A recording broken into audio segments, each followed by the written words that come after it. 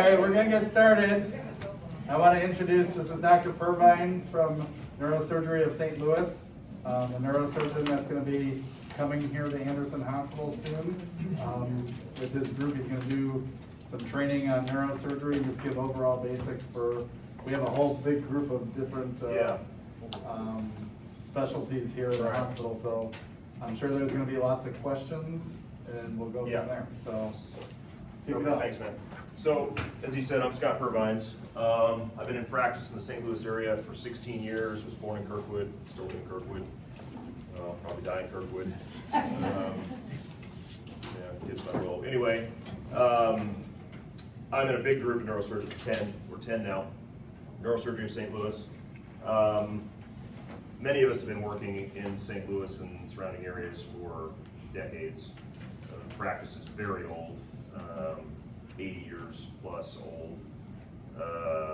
Anyway, we've been around.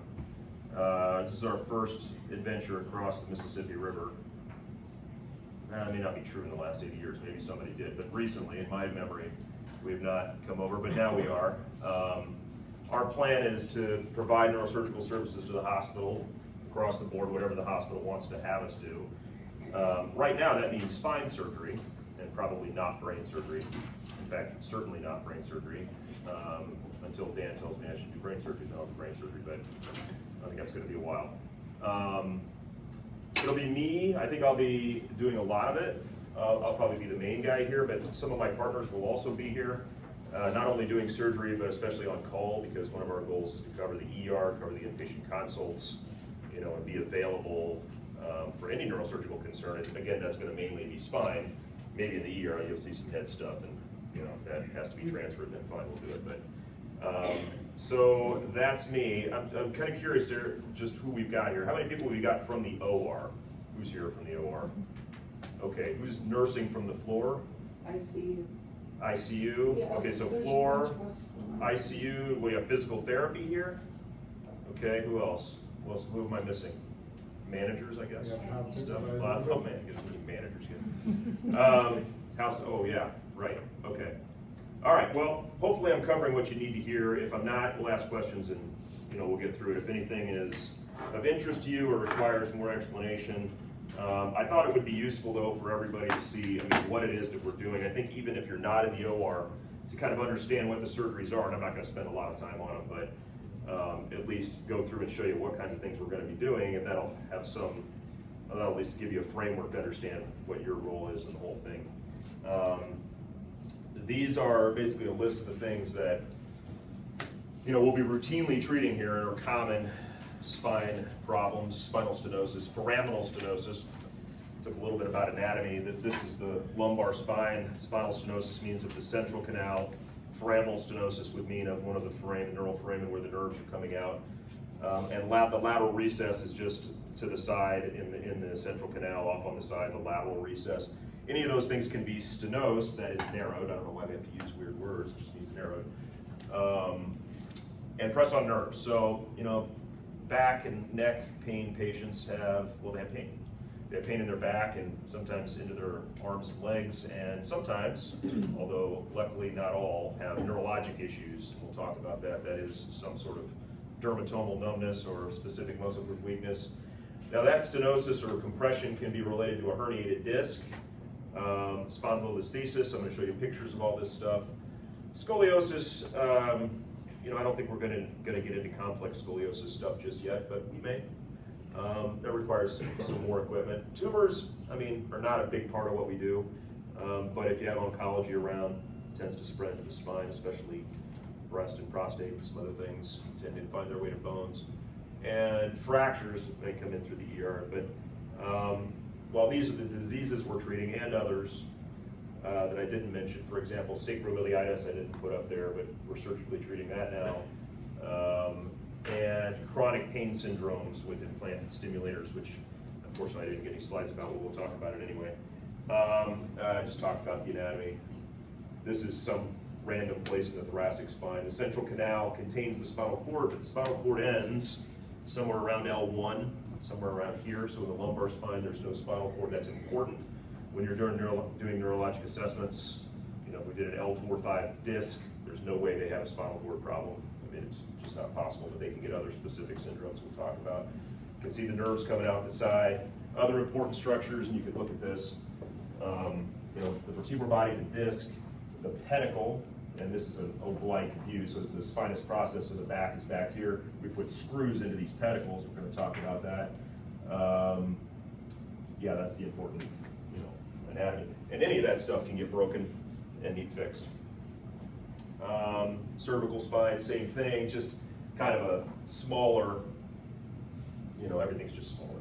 You know, this is actual size, lumbar actual size, cervical, much smaller thing. And the syndromes are a little different, but the concepts are the same. We don't need to spend too much time on that.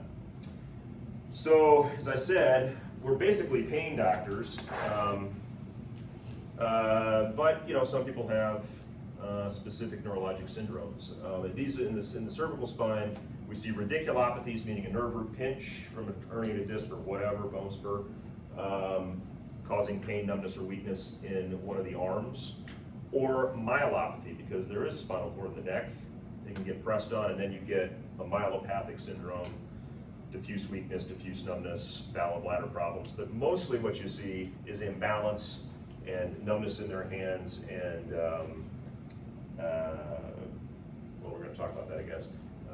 Numbness and loss of dexterity in their hands. Radiculopathy, this becomes relevant for your neuro exams, learning what the dermatomes are.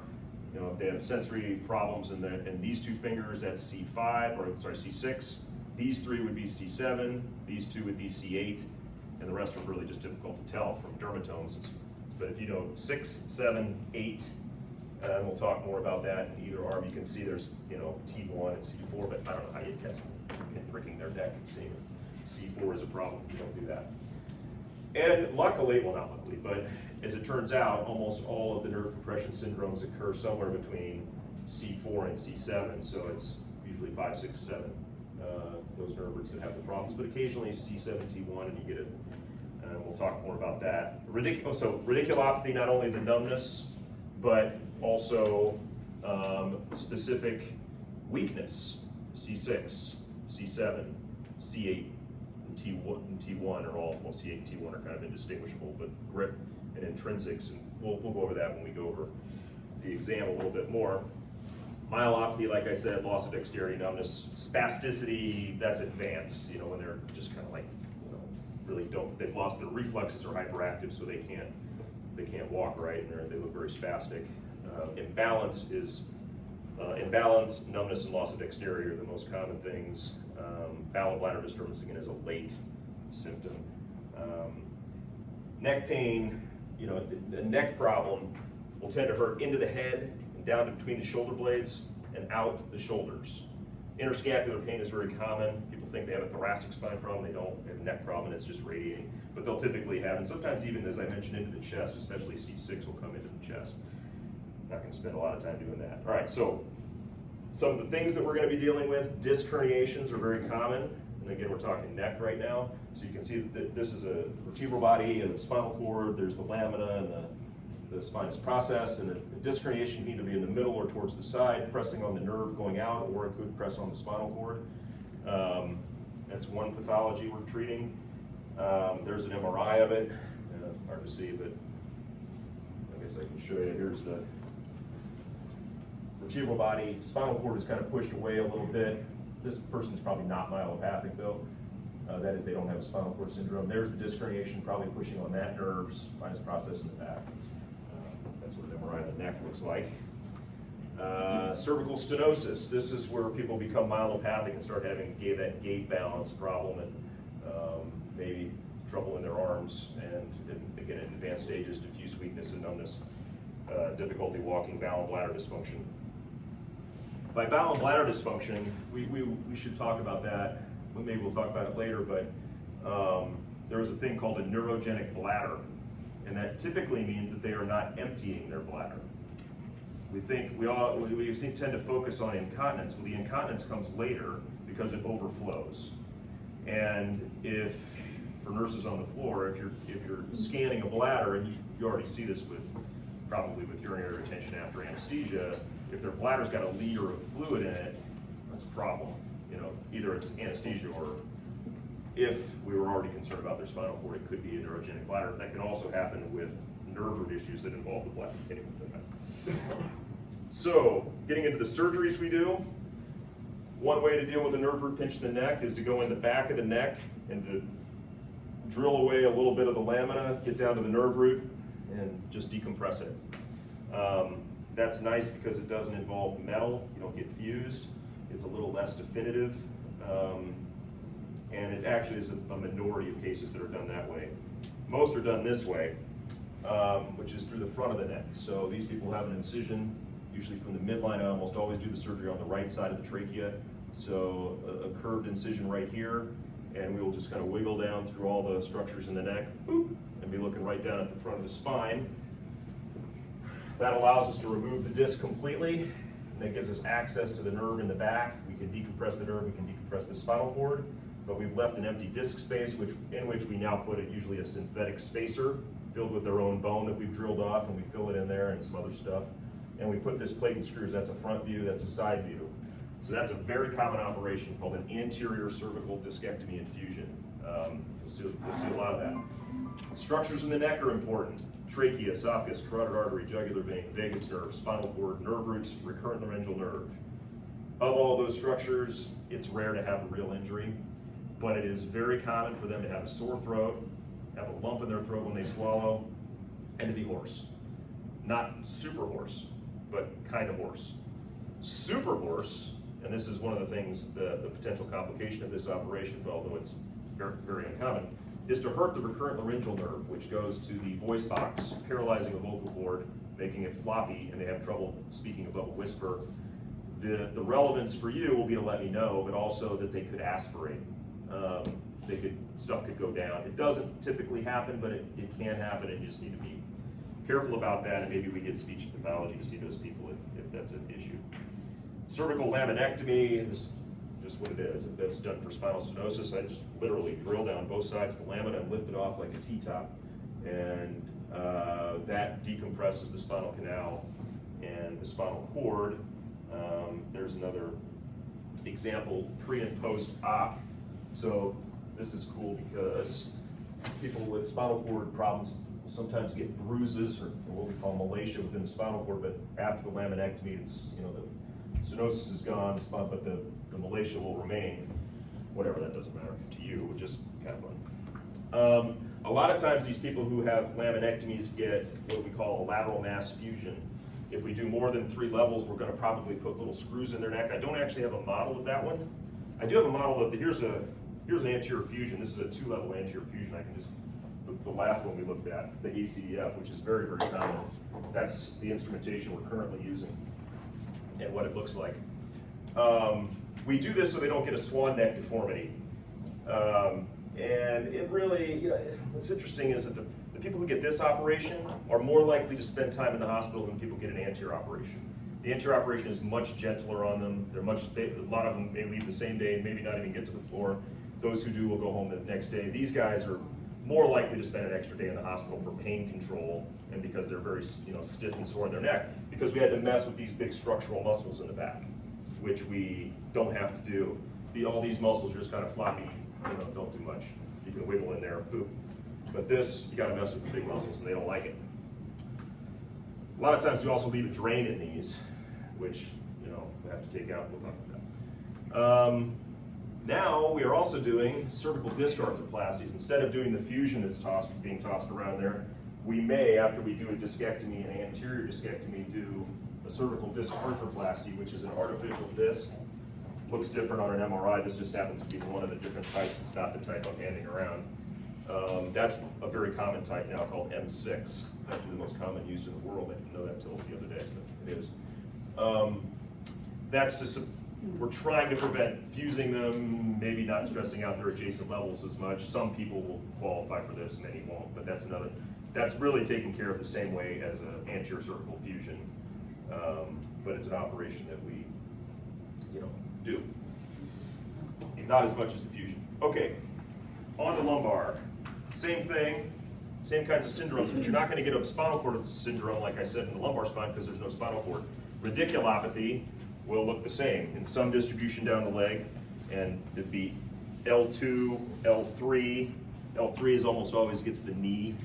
L2 kind of comes across here usually. L4 will be very specific to the outside of the calf and shin. L5 goes across the top of the foot to the big toe. S1 tends to go to the outside of the foot to the pinky toe. I broke this down later, and maybe it'd be good to print these slides for that reason. But and then the specific weakness, you know, L1, 2, L3, 4, L5, S1. We'll talk about that again later. But most radiculopathies just have pain in the distribution of whatever nerve is pressed on. Back pain is a big deal, and it can be from lots of causes, and sometimes people get surgeries for back pain. Claudication is a specific syndrome related to spinal stenosis. There's radiculopathy, we just talked about that. Neurogenic claudication is a syndrome, again, that you get with spinal stenosis, lumbar spinal stenosis, which people tend to lean forward because they get pain in their back and in their legs, kind of non-specific pain, heaviness in their legs, when they stand and walk, and it goes away if they sit down. That's claudication. It's just like vascular claudication is pain in your calves when you walk, and if you sit down, it goes away because you're not stressing out your muscles anymore. This is neurogenic claudication. When you're standing up, the ligament in the back of the spine right here, when you're going back like this buckles because it's lax, creates more narrowing, and then you get these symptoms down your leg. So the whole canal is just smashed down, and if you bend forward, you're stretching that ligament out, and it feels a little bit better, but you can only walk a short distance before you have to sit down. That's very, very common. Let's see if I've got a good picture of it. Well, yeah, I mean, look at this. I mean, the canal that should be this big is, you know, really crunched down. This is a classic case of just facet hypertrophy, ligamentous hypertrophy. This is the yellow ligament back here, just overgrowth, happens with age. It's a degenerative issue. Back pain and radiculopathy can be due to lots of causes, and I listed some of them here, but we've talked about most of those. Herniated discs in the back. In an axial view, there's the herniated disc right there. The surgery, simple, make a small incision, get down here, drill through the bone, look in there with a microscope, push all that over and just scrape that out. Since there's no spinal cord, I can push all that stuff over and just scrape that stuff out, and we can do it from behind, which is harder in the neck because the spinal cord's in the way.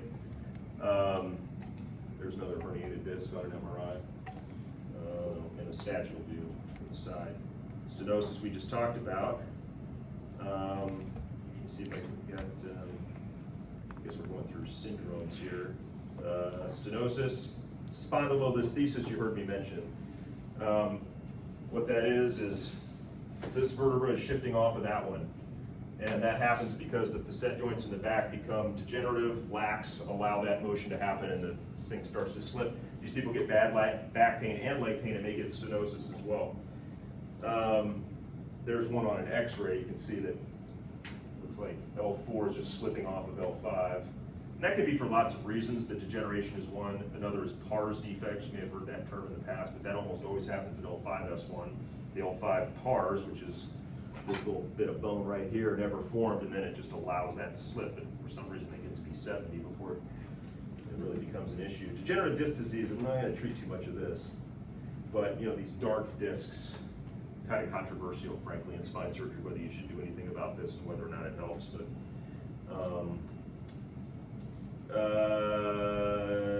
yeah, let's just not talk about that. That's more, okay, lateral recess stenosis. This guy has a synovial cyst. Now that's a joint cyst right there, doing the same thing a disc would do. So for stenosis, laminectomy, just like in the cervical spine. I don't actually just zip down like they show here, I drill it out. But essentially you're just opening up the back of the canal and getting rid of the stenosis, and those people just miraculously the next day can stand up straight. It's one of the most rewarding things we do, and they'll be like, oh my gosh, I can stand up straight, like now, you know, immediately after the surgery. And it doesn't bother me and I can walk. Simple surgery. A lot of these people have drains though, that have to be dealt with. Microdiscectomy I just talked about, just drill through, push over the fecal sac, the dura, whatever, scrape out the debris. It's a simple surgery, it can be done as an outpatient, it's microscopic, many of these people probably won't even make it to the floor. A hemilaminectomy, that is not taking off the whole lamina, but just drilling through one side to take out, for example, a synovial cyst or something that's just on one side, is something I'll often do. Or with a microscope, I can actually look across and clean out the entire canal sometimes with a hemilaminectomy. Those people tend not to have drains. I need to remember all this stuff. And fusions. Okay, so this is probably the biggest surgery we've discussed thus far. For spondylolisthesis, that is any instability like that abnormal movement, one vertebra slipping off the other, creating stenosis of either the foramina or the central canal, we'll fuse those. We'll also fuse people who have deformity, that is, that's going this way or that way, and we got to straighten it out in order to, give them any chance of pain relief. Or they've had recurrent disc herniations or whatever other kind of weird instability issue. Those guys will get fused. The difference being that after a laminectomy, we also take the joints off. Here's a fusion. But all of this bone would have been removed, including the joint.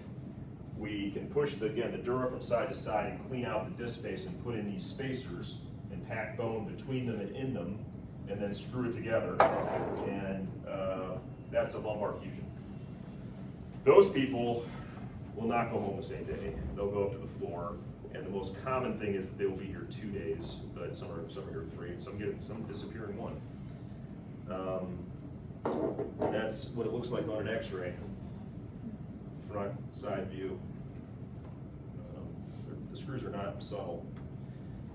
Anterior lumbar interbody fusions, I do very few of. Those are mainly done for degenerative disc disease and other specious and not very well characterized problems like annular tears that whatever. Occasionally we'll do one. They're done through the belly.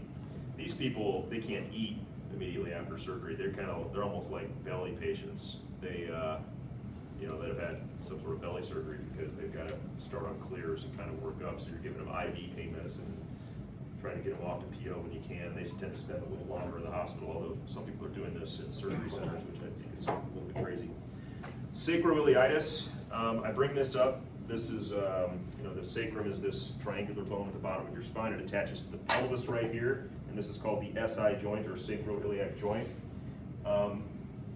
More recently, a surgical procedure to fuse the SI joint's been developed, and I do a number of them. I do a fair number of them. These people are sort of like discectomy patients or simple surgery patients. They sometimes leave the same day, they sometimes spend the night, but we'll talk about that. I guess what's worth mentioning about this right now, though, is we used to keep these people non-weight bearing. We do not do that anymore. Everyone can walk. After any of our surgeries, anyone should be able to walk and leave the hospital walking. I guess you put them in a wheelchair, but then they can walk. This is what we put in SI joints. It's a cannulated threaded dowel that comes in across the ilium into the SI joint. It's video game surgery. You're looking at a monitor and putting these things in through a small incision on their butt. Sounds like fun, huh? No. Oh, I guess there's a picture of what that looks like. Okay. I don't think we need to go through instruments. We kind of did that. Intraoperative imaging, we kind of covered. Pre-op, is anybody here from pre-op? I mean, we've talked about this. I talked to Lucinda before, just about what you expect of me and what I expect of you, and we'll be there. I mean, that's post-op care. I think this is probably where everybody's most interested. So the patients will spend, I mean, we're going to try to do as much elective. I'm sorry, I can send this around too. This is another way to do an ACDF. If you're interested, sometimes we do this. There we go. So patients may go home the day of surgery. They may never hit the floor. That's true for simple discectomies, some ACDFs, anterior cervicals, maybe SI joint fusions, stimulator implantations. Now, I didn't talk too much about stimulators, but I put in some dorsal column or spinal cord stimulators, which involves an incision here, an incision here. It's like a pacemaker. That's done for pain. But any of those simple surgeries may hit the floor and may spend the night. And that's mainly based on their preoperative functional status, their age, how good of a patient they are. You know, young people tend to not want to stick around.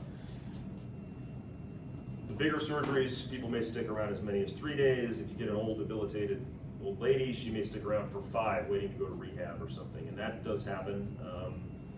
Certainly does happen. Could happen after any surgery, even a laminectomy. That, depending upon what they were like pre-op, really determines what's going to happen to them post-op. And they may see physical and occupational therapy for a few days and then drift off to rehab. But most people will be out in 0 to 3 days. Like I said, the posterior cervicals tend to maybe spend 2 days more than an ACDF or the other simple surgeries. We'll talk about neurochecks. I think you're probably going to be interested in what sort of neurologic examination I'm interested in you guys doing. And I want to make that as simple as possible so it's as reproducible and consistent as possible, and you know what to tell me about. Wound care. All right, so these people are going to have, well, we'll talk about this. Graded activity is the other, so really most of it is normal post-op, right? They're going to be on fluids that you're going to get rid of. You're going to get them on a diet, you know, when they're eating, fluids go away, just like any, you know, basic surgery. But for us, it's about detecting and reporting neurologic problems or other post-surgical problems like hematomas that can cause neurologic problems, taking care of the wound and getting them up and getting them going. To go home, my patients need to eat, get themselves in and out of bed, walk, empty their bladder, have their pain be under control with the bivalve pain medicine. When they can do that, they can go. We'll probably schedule almost all their discharges, especially for the simple surgeries.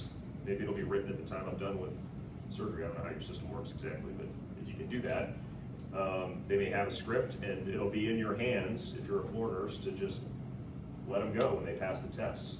For most of these simple, like home that day or the next day kind of surgeries, outpatient in a bed, I guess, kind of surgeries are outpatient.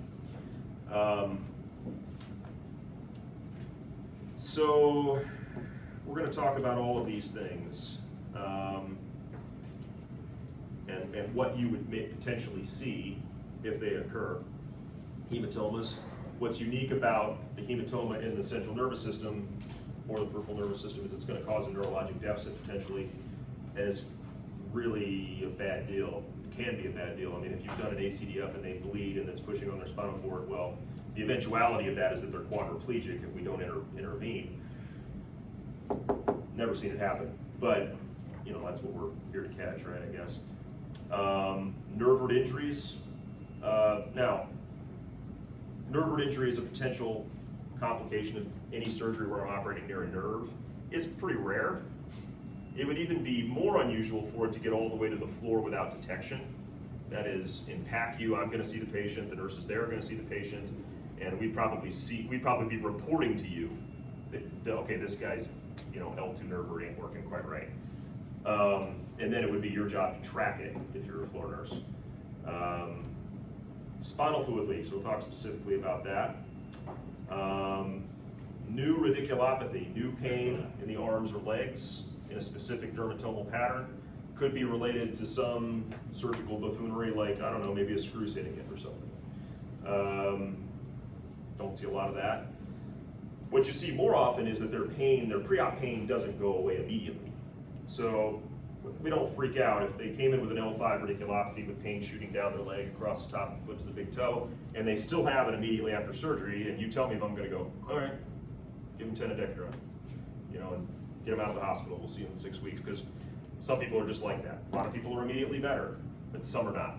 So that's different than, well, I didn't have a radiculopathy, you know, this morning, and now I do. And maybe that bears investigation. Then the rest are going to seem very familiar to you. DVT. DVTs are a specific risk of any orthopedic surgery or spine surgery. And for that reason, all of our patients have TEDs and SCDs on. We don't allow pharmacologic prophylaxis in almost any of our patients. And if any of the medicine people or somebody else bumbles along and tries to do it, please let me know, because I will vociferously say no. Because that's could cause a neurologic disaster, the TEDs and SCDs. But really what's important for DVT prevention is early ambulation. Get them up and get them going and get them out of here. But that is a specific concern for spine surgery, just like with hips or knees or anything else. Infections, of course, but you're not gonna see, infections take a couple weeks. Pneumonias, UTI. Urinary retention, I mean, I don't think it's more frequent than other surgeries. I don't know the answer to that, honestly, but we tend to have old patients, and old men tend to have big prostates, and then they don't pee after surgery. This is something we're always looking for, and this is why we require that they empty their bladder. They feel like they've emptied their bladder before they leave. I don't say urinate, I say empty their bladder. So you guys do bladder scans, I'm assuming? You might, do those on old guys if they're like, oh, he peed like 200. Well, he should have more than that in there. I gave him 2 liters of fluid. Find out if he's retaining, because that bladder gets big and stays big, it may never work right again. Luckily, we're pretty good at detecting that. They just go home with a Foley, basically. Wound dehiscence, so I hope you don't see too much of that. Like I said, we're gonna taper off the fluids, we're gonna advance their diet. Wound care. Won't be a lot of this, but almost everybody gets a wound change or a dressing change before they leave the hospital if they've spent any time on the floor. I only leave my dressings on for 3 days maximum. So if they're here on their 3rd day, it can just come off. There will almost always be Steri-Strips or Dermabond or whatever kind of glue we're using on there that you don't have to mess with. But wounds leak, right? I mean, initially they leak, and this is going to be a problem on the floor. For you to differentiate, it won't be, but you're going to have to differentiate. Oh, this is just serosanguinous drainage because this guy's back was cut open or he's bleeding from right under the skin, versus he has a CSF leak. Now, a CSF leak you guys shouldn't be the ones discovering it.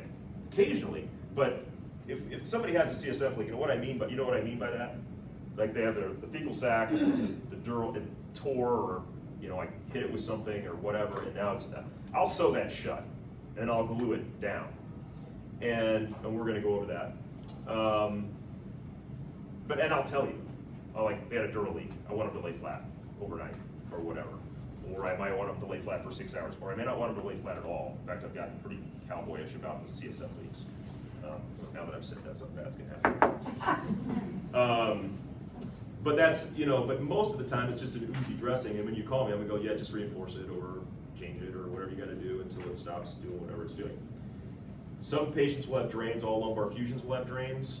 Almost all, and almost all laminectomies will have drains because they're more prone to ooze, create hematomas that could recreate the pathology. So I leave a drain in at least overnight. For laminectomies, we just pull it out the next day. And like I wrote here, it's almost always a medium hemovac. And I don't tie it in. So if it falls out, it falls out. You're welcome to call me and tell me it fell out, but I'll just go, okay. If I wanted it to, I'd have tied it in if I thought it was that important. But they'll almost all come out on post-op day 1 or post-op day 2. We'd like for that drainage to get down, below 100 if possible in the shift before we pull it out. But sometimes I don't check and I just pull it out. And you guys, if you're comfortable with that, I mean, it's not a big deal to just pull them out, and I'll let you do it. And especially laminectomies that are going to be going home, and I'm not going to come by until 5 o'clock at night, and they want to go home now. Fine, pull their drain out. If they're walking and everything looks okay, send them home. Pain control. This is worth spending some time on. Well, not a lot of time, but we will always give you, I'm sure this is similar to a lot of other surgeons for a lot of other surgeries, something by mouth and something IV. They should get the by mouth, almost scheduled. I mean, unless they don't want it or don't need it, but give them the by mouth. And use the IV for breakthrough. Now, it's okay to give them, what they need, but of course, some patients really like pain medicine. We're going to try to wean those guys off. Anybody who's outpatient in the bed is going home the next day, and as soon as you can stop giving them IV medicine and they can be on by mouth alone, which is almost always Norco, but maybe it'll be Percocet, and some people will be weird and allergic to all of those and be on Dilaudid or whatever. Almost never use PCAs, but maybe occasionally if you've got a problem pain patient. Does that make sense? Is there any problem with that? I think let me see if I can get here.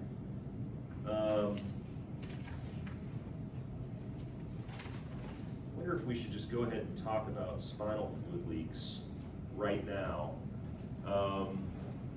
You feel like you understand what that is? That makes sense, right? So if they're leaking spinal fluid, the almost universal symptom that they're going to have is that when you raise their head, they're going to get a headache. Pretty bad headache. They're going to hate it. Now, when you see that, you're going to want to look at their back. Is it leaking? Some spinal fluid leaks never leak out the back, and in fact, if they don't leak out the back, probably never do anything about it. But if it does, then we may oversew it. We may take them back to surgery and fix it. There's a lot of options, but I need to know about that. If somebody's got a postural headache and they have stuff coming out of their back, and you'll look at it and go, well, it's kind of bloody, but it's tough. But that's something I need to look at and decide. I'll probably say, well, keep them flat, and when I bumble around, I'll take a look and see what that looks like. If we determine that if you're worried, if they have the headache, you're going to probably want to look at their dressing a couple times a day to see if it's wet. And if I've done anything and I've got them laying flat, we might want to track that. So we'll probably have you doing BID dressing changes just to see if the fluid has stopped coming out, if I've done something about it, or I'm trying to fix it just by laying them flat. But typically I will intervene. I will come in and at least oversew the area that's leaking at the skin. Pretty unusual to take it back to the OR. And frankly, it's pretty unusual for it to be leaking after I leave the OR, even if it occurs. But like I said, wound observation, BID dressing changes, laying them flat. And when I mean flat, I mean head down all the way, not 10% down. And they can log roll side to side. Eating becomes a real pain in the butt. But they have to be completely flat. The exception is if they can't be flat for respiratory reasons or some other thing, then, well, then I need to be doing something else. Does that make sense? So this is a good reason to call me if I didn't know this was happening. Now, again, probably I'm telling you what's happening. I like that they have a leak and I wanted to lay flat. Typically, if I say lay flat, I mean till tomorrow. So you can ask me if it doesn't specify in the order, but I probably mean for you to get them up in the morning and start walking, or let them get up for sit up for breakfast. And if they're doing okay, get out of bed. If they're doing all right, fine. They can be discharged like any other patient.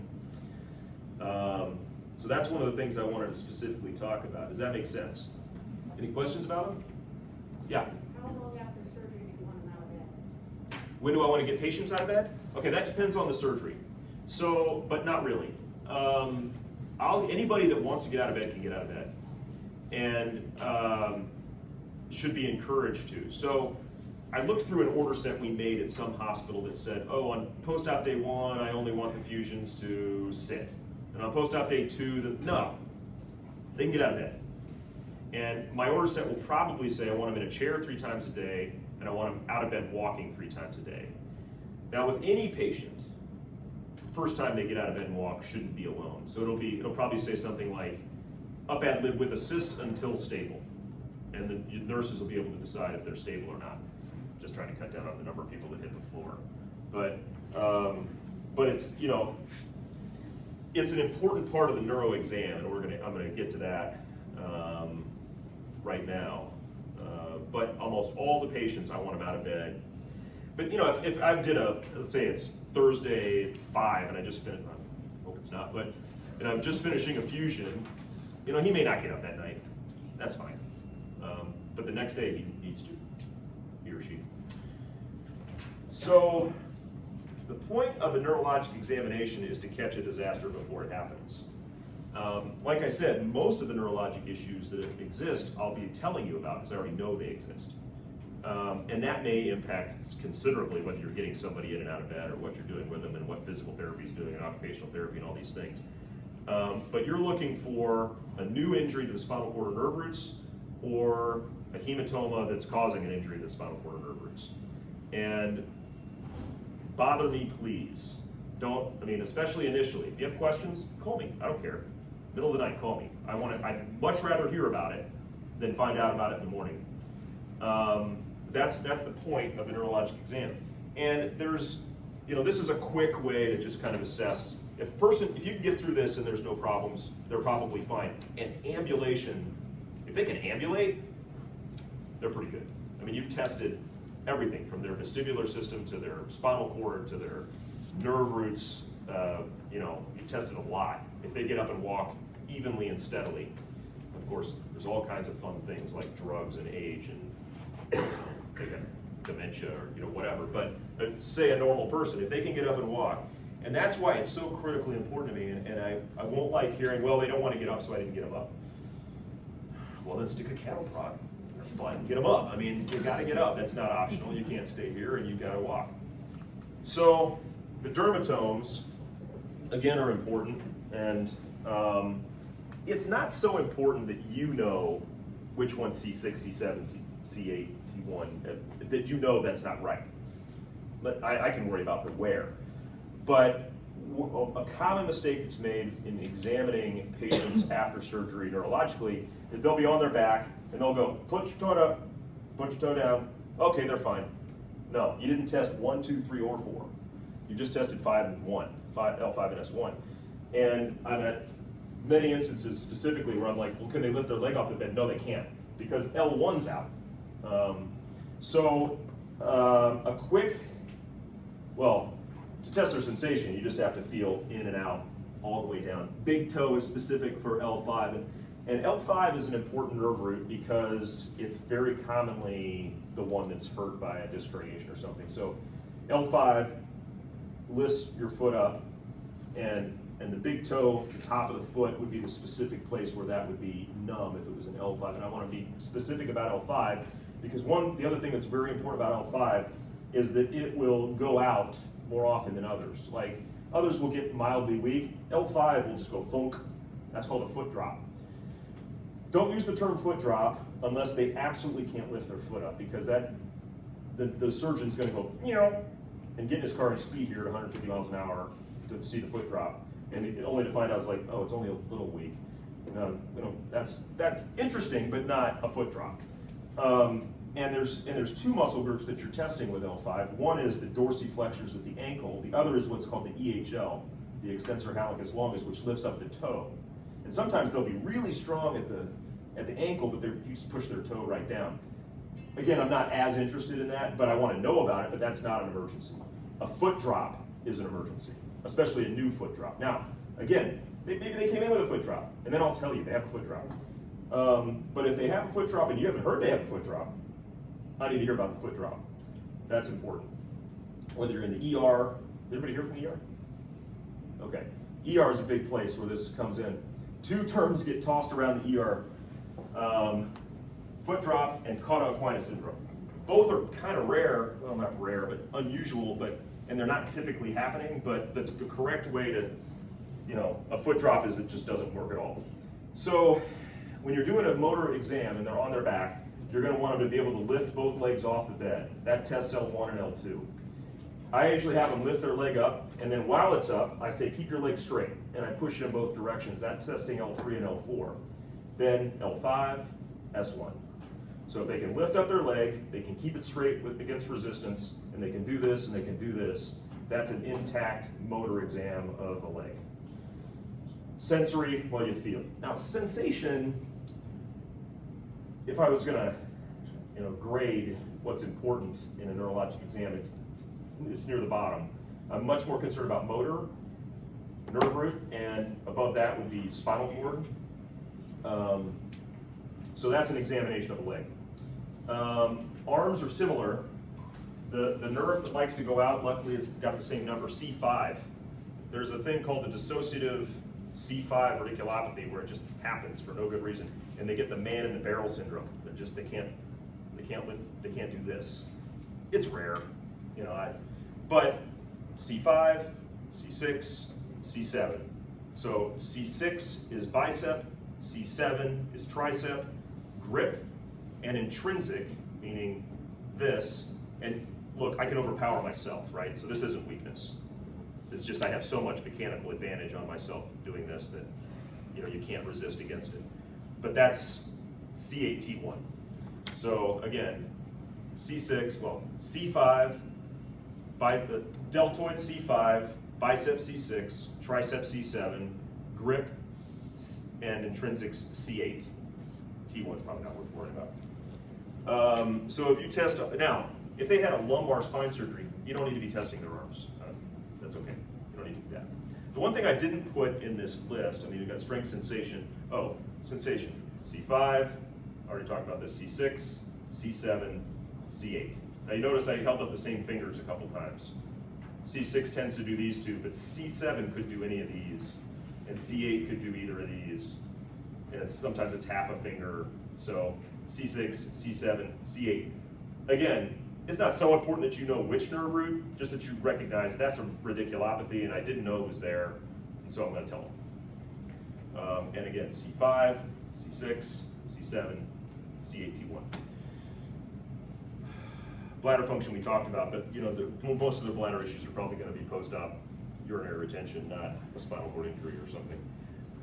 The one thing I didn't put on here is mental status, but the mental status changes are probably going to be related to drugs most often, not related to a spine problem.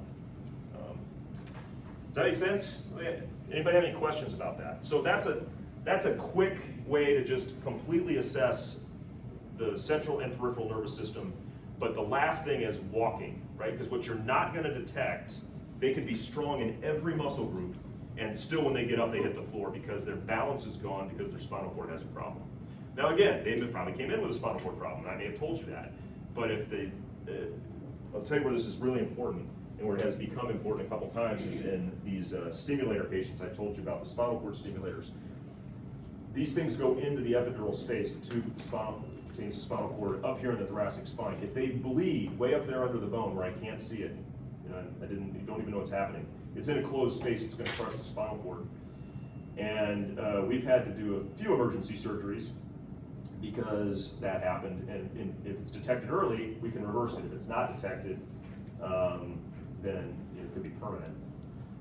That would make them potentially paraplegic. So that walking, especially in those kinds of patients where I've been messing around near their spinal cord, especially the stimulator patients, they need to walk. And if they don't want to walk, that's a good reason to call me too, honestly, because that could be them saying, I don't feel like it's okay. One person actually complained of belly pain, didn't complain of anything, her legs didn't work. She didn't say anything about it. She said, my belly hurts, and it was her bladder expanding. Patients lie, you know, they're just terrible. They lie, they deceive, they don't tell you the whole story. They're awful, they're really awful. And so you gotta like, I don't know, piece it together. They're just, but if you do the exam and you make them walk, then you know what you need to know, and you know what you need to tell them. Questions about that? Examining somebody. Questions about wounds? Does it all make sense? Okay. All right. You guys are experts now. Here, I wrote it all down, I guess, all those things. Okay, let's get on to this cauda equina syndrome business. Cauda equina syndrome is like, geez, wow, what happened? What's that? Everybody's a little. Oh, you guys use Vocera? Do you like it? Spelled vowel wrong. So cauda equina syndrome, like I said, there's no spinal cord, but you can get a syndrome that kind of looks like it if you get a massive compression of all the nerve roots simultaneously. And that, for our purposes, would either be they have terrible stenosis and maybe they came in through the ER, and then for some reason, who knows, it could be a tumor, it could be, I don't know, just degeneration or fracture or something. But for our purposes, it's almost always a hematoma, which is why those couple cases get drained so that we don't collect blood in there. Now, they're not likely to get a cauda equina syndrome if I don't put a drain in, but they're more likely than if I don't. And what this looks like, and sometimes, and this is where it gets misused in the ER, is that they have bladder incontinence. Well, I've already said bladder incontinence is not really what a neurogenic bladder looks like immediately, maybe eventually. If they had bladder and bowel incontinence, well, that would concern me. But if they had bladder and bowel incontinence and their legs worked, I'm like, I don't even know how you get that. Like, how do your legs work if you can't poop or pee? Like, it doesn't, all of it should be wiped out. And that's a cauda equina syndrome. That's an emergency. Yeah, call me. You're not gonna see it, probably. I hope not. Just wanted to mention it. We talked about myelopathy. Again, this is important why they... Now, reflexes, you may be aware, and probably didn't hear me mention reflexes because I didn't. I don't care if you check the reflexes because the reflexes can be very deceptive. The only time you get brisk reflexes with a spinal cord problem is if it's been around for a while. So if immediately they get a spinal cord compression related to a hematoma, they're not going to have any reflexes. Not going to be brisk. If they have brisk reflexes, they have a chronic myelopathy. So that's why I said not always, when you're testing people for, and I don't really expect you to check out that too much. We talked about the recurrent laryngeal nerve injury. Yes, ACDFs. You have this incision here. If they bleed, that's going to affect their airway and their esophagus. The airway thing is kind of important. They could stop breathing. So if they're getting a big hematoma here, then you need to start asking them questions. Well, you need to let me know. And you need to start asking them about their breathing and swallowing. If it's not a big deal and they can swallow, I might not do anything about it. If it's affecting their airway, deviating their trachea, it's an emergency. Like, really quickly, you need to be in there doing something about it. And remember, I live in Kirkwood, so half an hour away. I can hear fast though. It's kind of fun. We talked about spinal fluid leaks. Do you feel like we need to cover that anymore? I think we got it. Neurochecks for lumbar patients. We did that. Walking. Now, there were physical therapists here somewhere, and I guess it's worth talking about what would I expect from physical therapy. I will order physical therapy on almost every lumbar fusion patient. And really though, all I want them to be able to do, frankly, before they leave the hospital is be able to get themselves in and out of bed and walk. They don't really have to do too much else. You don't need to try to treat their, I guess you could, but you don't need to deal with their muscular back pain. I know why they have it. I've cut them with a knife and stuck a big metal thing in there, and that's why they have it. That's really all. But transfers are a big deal with those guys. They don't, you know how to do it. On myelopathy patients, we'll definitely be getting, and again, the same thing. It's always going to be the same goals: transfers, ambulation, and people who are very myelopathic may be headed towards rehab. So I'm getting the occupational therapists involved so that we can get that set up for them. Speech therapy. Is any speech therapy here? So speech therapy would be they have a recurrent laryngeal nerve injury or dysphagia related to me mucking around in their neck. It's really about swallowing mostly, almost always. That's going to be specific. There'll be a patient, but it won't be routine as far as ordering speech therapy unless they had that problem when they came to the hospital. Who else have I got here that I haven't talked to? Home health. Okay, this happens. This happens a fair amount. In fact, it happened today to me over at Progress West. Lady with laminectomy, post-op day 1. How does that assessment happen? Does nursing make that assessment? Because I often get called and say, hey, somebody thinks this person ought to have home health, and I'm like, great. But then I always hang up the phone and I wonder, who said that? I'm cool with it, but who made the assessment? Yeah. So traditionally, PTOT would do an assessment, let care coordination know they could benefit from Spencer Help at Home.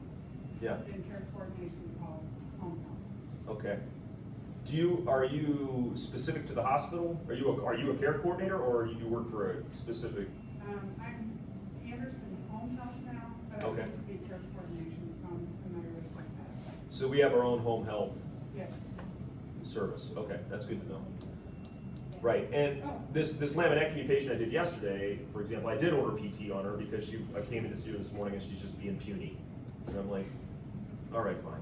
I'm gonna call physical therapy and they're gonna make you get up. But then I got a call, well, they recommend home health, which is great. Sorry.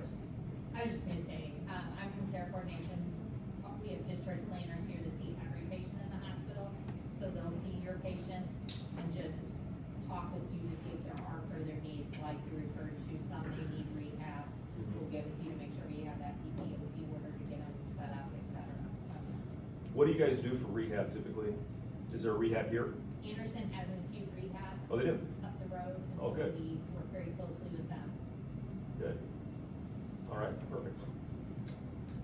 Okay, what have I not covered? I have some questions. Go ahead. So you said, you know, the typical belt twist, all that good stuff. Do you have any limitations on lifting? No more than 10 pounds typically for any patient that's had spine surgery for 6 weeks. I tell cervical spine patients, no heavy lifting and no strenuous activity with their arms. I don't give out a lot of braces in either the neck or back. If I put a brace on them, it's because they're osteoporotic, it's multiple levels, or they've already had a non-union, something like that, or they ask for it. I'm not very strict about braces in either location unless I say I am. But I will often, with this caveat, I will often give them a soft cervical collar, more for social reasons than anything else, to remind them not to use their neck as much if they're out in public, and or, you know, what I call the Perry Mason effect. You've got this thing on, nobody's gonna touch you. Nobody's gonna throw a football at you, nobody's gonna ask you to lift a crate of watermelons. They'll leave you alone, hard around like the Dead Sea. Get away from this guy. Yeah. So like bending, there's no twisting? Oh, sorry, lumbar spine, I tell them no bending and twisting at the waist while they're standing, knowing that that's impossible, but you know, just trying to keep it as still as possible for the fusion to happen. If I don't trust them, I'll probably put them in a brace, just to be a jerk about it. But you know, even if I've ordered a brace, I typically will not require that it be present before they can start out of bed activity. They can do that, and the brace will catch up. But most of the time, we've ordered the brace ahead of time, and it's around. I mean, we have a brace company we use. I don't know, is there something in the hospital that does that too? I don't know. You guys don't have a DME department or anything like that? Huh? We use Hanger a lot, but we don't have anything internal. Hanger? Yeah, Was- it's a great That's just the name of the company? Yeah. Okay. All right. We don't sell our own braces, so we're not really picky about it other than what the brace is, I guess. Okay, what else? Walking, anybody gets them up, not just PT? I'll let nurses get them up, yeah. Yeah, because I'm gonna want them up 3 times a day. You can't be here. I mean, if you're probably coming by once a day, right? Yeah. I wouldn't expect you to come 3 times a day to walk them. But you know, some people, again, it's how they came in. What is their injury? Some people can't walk at all. They're just going to rehab. But if they can, then the nurses will be getting them up, or they'll be steady enough to do it themselves. So I know you just said that you did something with the nurses to get them up. Do you want the CNAs getting them up then? Sorry. I think that's okay. Yeah. I mean, is that what you're doing now? Yeah, just as long as somebody's there to make sure they're. I'll tell you what, nurses, you can let your aides do anything you can trust them to do. You know them better than me. I don't. That's why they're there, right?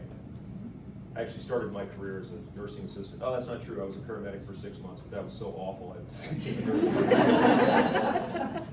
My wife was my boss. She was a nurse on the floor. I wiped a lot of butts.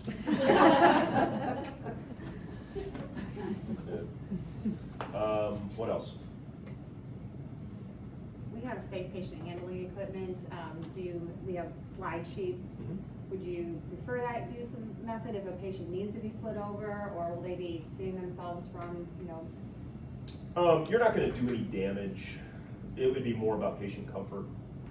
I mean, you mean like these fusions? Mm-hmm. First of all, if they're not a fusion, then I'm not worried about their stability at all. Like you can, I'm not saying, you know, abuse them, but you know, they can get themselves over. It would be all about patient comfort and happiness, probably more than anything.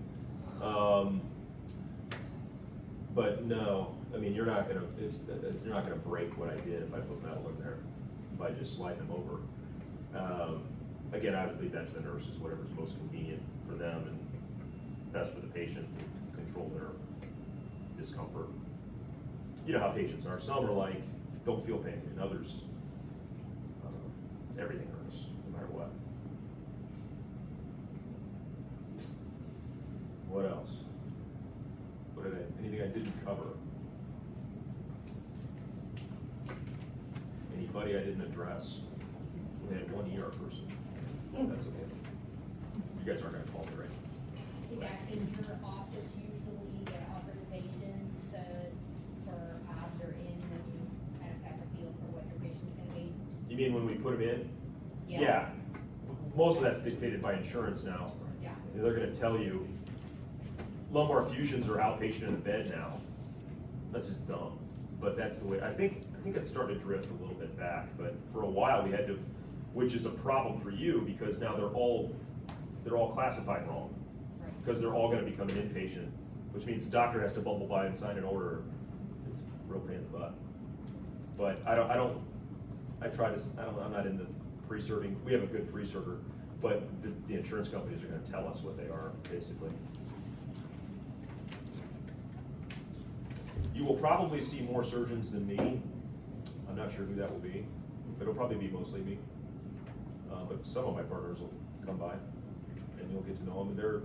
And we're all a little bit different, but all a lot the same. I have some that are way more picky about things than me and some that aren't. So you'll see that and it can be confusing because there'll be a breadth of, I don't know, demand, on you, depending on the doctor. You guys know that already, right? One orthopedist isn't the same as another, it's same general and everybody else, but what I've told you is definitely gonna be, in the ballpark for everybody. What else? Huh? Baby. Is that what that is? You guys bring a thing every time a baby's born?